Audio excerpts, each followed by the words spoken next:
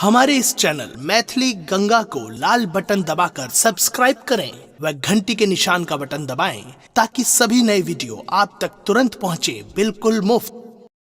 हमारे इस चैनल मैथिली गंगा को लाल बटन दबाकर सब्सक्राइब करें व घंटी के निशान का बटन दबाएं ताकि सभी नए वीडियो आप तक तुरंत पहुंचे बिल्कुल मुफ्त।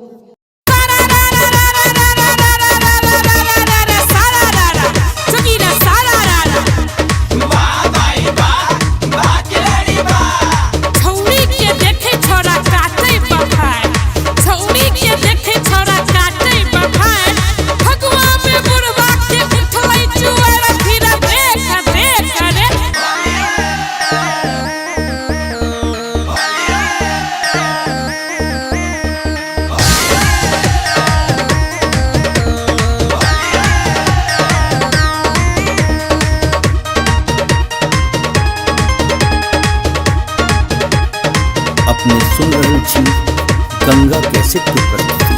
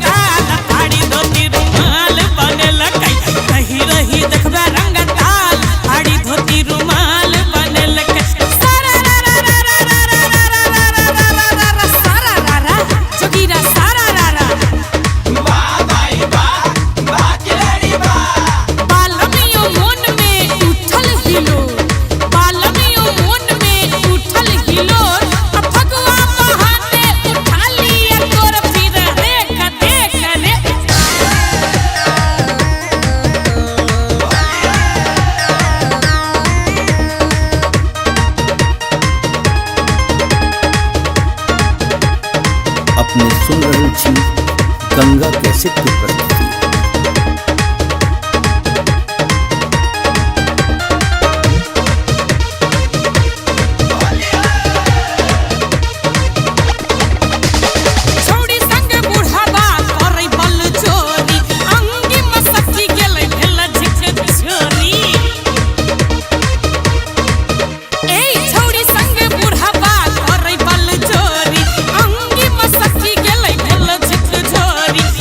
संग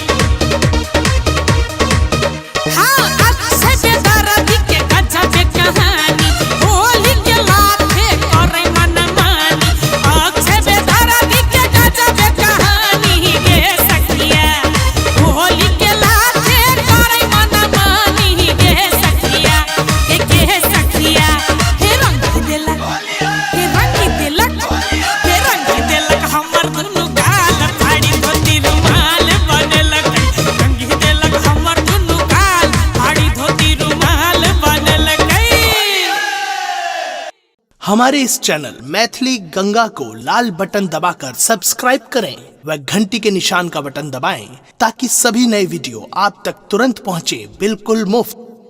हमारे इस चैनल मैथिली गंगा को लाल बटन दबाकर सब्सक्राइब करें व घंटी के निशान का बटन दबाएं ताकि सभी नए वीडियो आप तक तुरंत पहुंचे बिल्कुल मुफ्त।